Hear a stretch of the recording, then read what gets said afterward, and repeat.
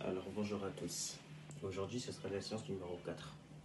Alors, aujourd'hui on va voir les réactions pour les COI. Ok. Mais tout d'abord on va commencer par l'échauffement. Allez c'est parti, on sautille.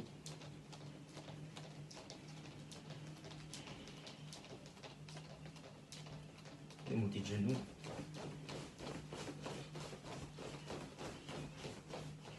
Sautille. Décrépillement. Sautille. Des petits déplacements. Pas chasser. Avance, recule. Toujours des pas chassés. Ok. Des petits balayages.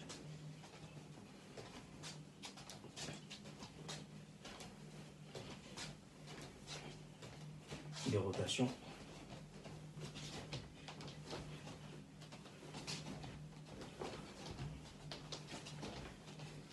Ok, on va le faire pendant 3-4 minutes. Ensuite, on va travailler pour les réactions pour Ippon Sonage. Donc là, c'est simple. J'ai ma main au revers. On va faire Ippon à droite. Pour les compétiteurs, bien sûr, on va mettre les mains au revers, la main gauche au revers. Donc là, pour l'instant, on va démarrer sur des séries tranquillement. Allez. On va en faire. On en fait 20. Ensuite, on récupère. 20 secondes. On en refait 20. Une fois terminé, cette fois, on va faire Ippon Coaching. Donc là, je la mets au revers. Je vais tirer à moi et je vais rentrer. Là. Là. Alors, je rappelle, coaching, c'est petit fauchage intérieur de la jambe. Donc là, là, là. Ok.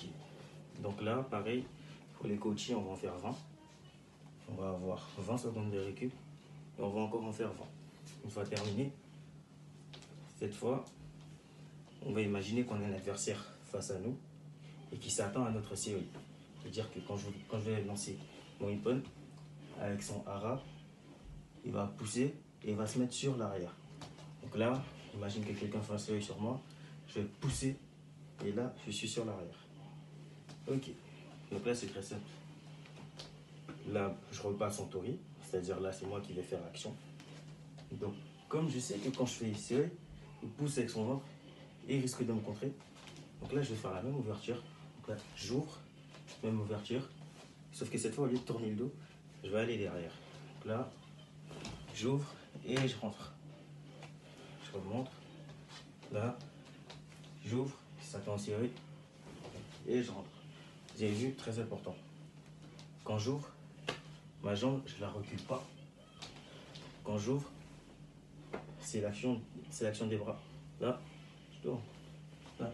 Mais si je recule, je perds en temps. Puisque si je recule, je vais reculer pour avancer. Et non, là, il ne faut surtout pas. Du coup, je reste toujours les deux pieds au même endroit. J'ouvre.